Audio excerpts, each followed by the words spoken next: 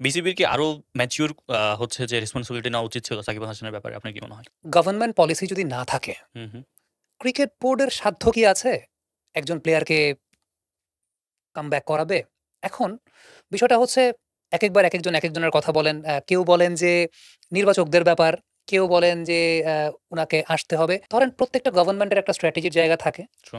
এখন ২৯৯ জন member of পার্লামেন্টের জন্য এক নিয়ম, একজন মেম্বার অফ পার্লামেন্টের জন্য গভর্নমেন্ট আরেক পলিসিতে যাবে না। এখন উনার এগেইনস্ট এ একটা হত্যা মামলা দেয়া হয়েছিল। আমি বিশ্বাস করি সেটা মিথ্যা কথা। মানে এটা আমি বিশ্বাস করি। এখন সেই মামলা ছাড়াও উনার বিজনেস রিলেটেড কিংবা এ সমস্ত তো আরো অনেক মামলাও হুম, আছে। হুম।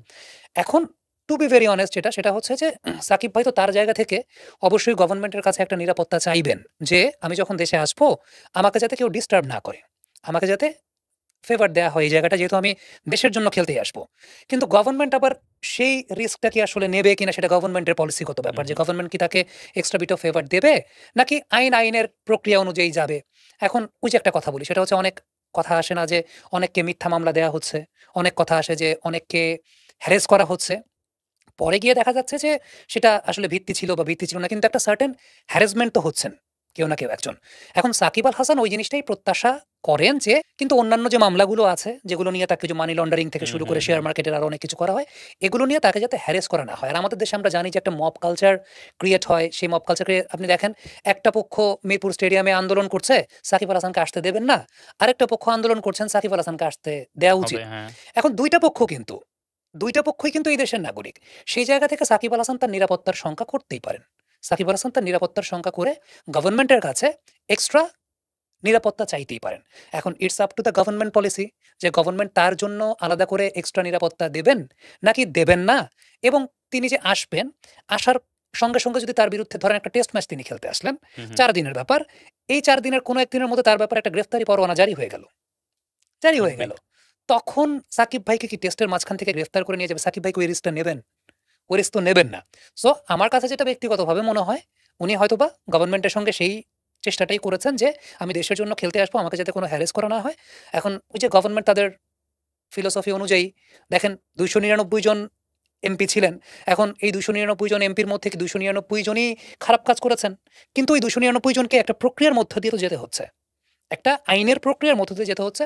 এখন গভর্নমেন্ট ২৯৯ জনের জন্য প্রক্রিয়া একরকম রাখবে, সাকিব আল হাসানের জন্য কি আরেক রকম রাখবে? সেটা রাখবে না হয়তোবা। তো আমার কাছে মনে হয় যে ইনিশিয়ালি ক্রিকেট বোর্ডের যারা ছিলেন, তারা যদি এই ব্যাপারটা একদম ক্লিয়ার করে দিতেন যে, ভাই এটা তো আমাদের কিছু না। ক্রিকেট বোর্ডের কি ক্ষমতা? ক্রিকেট বোর্ড তো একটা স্বায়ত্তশাসিত প্রতিষ্ঠান। ক্রিকেট বোর্ড তো কোনো সরকারি প্রতিষ্ঠান না। ক্রিকেট বোর্ডের তো ল এনফোর্সমেন্ট এজেন্সি নাই। সো এইসব কিছু যখন দেখি আমার কাছে তখন কি মনে হয় জানেন? আমার কাছে মনে হয় বাংলাদেশের পলিটিক্স হচ্ছে সবচাইতে আনপ্রেডিক্টেবল জিনিস, এবং বাংলাদেশের পলিটিক্স অদূর ভবিষ্যতে আমার কাছে মনে হয় ভাইয়া, অদূর ভবিষ্যতে বাংলাদেশে কেউ পলিটিক্যাল পারসন হতে চাইবে না।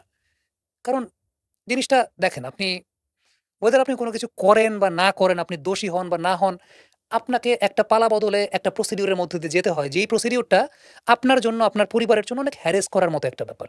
ডেফিনিটলি সেন্টিমেন্টাল জায়গা থেকে চিন্তা করার একটা ব্যাপার আছে যে সময়টাতে আমাদের দেশে গণহত্যা হচ্ছে, শিশির ভাবি খুব সম্ভবত একটা স্টোরি ডে দিয়েছিলেন দিয়েছিলেন, হ্যাঁ। যে well spent day in Toronto. Toronto. দেখেন এরকমও হতে পারে সাকিব ভাই জানেনও না।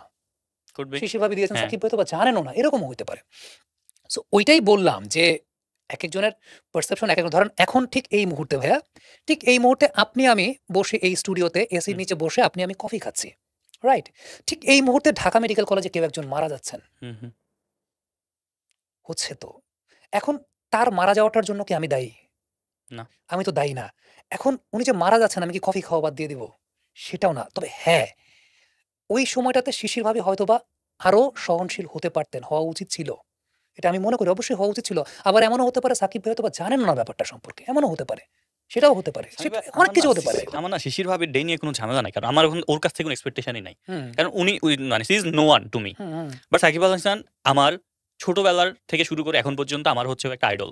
বাংলাদেশের এত কোটি মানুষের প্রিয় একটা মানুষ। সাকিব ভাই ডেফিনিটলি ব্যাপারটা জানতো যে বাংলাদেশে তখন কি চলতেছে। অবশ্যই, উনি সোশ্যাল মিডিয়া দেখতেছে। অবশ্যই। আপনি শুধুমাত্র একটা পলিটিক্যাল ব্যাকগ্রাউন্ডের এমপি হওয়ার জন্য আপনি সত্যকে সত্য বলতে পারছেন না। ফ্যাক্ট, হ্যাঁ? ফ্যাক্ট। আপনি এত বছর ধরে যেই মানুষগুলো আপনাকে সার্ভ করে আসছে, আপনাকে আজকে সাকিব আল হাসান বানিয়েছে। বাই দা আমি সাকিব আল হাসানের বিশাল বড় ফ্যান। হুম। হ্যাঁ? মানে ক্রিকেটার সাকিব আল হাসানের। পলিটিক্যাল কোনো সাথে আমার অ্যাড নাই।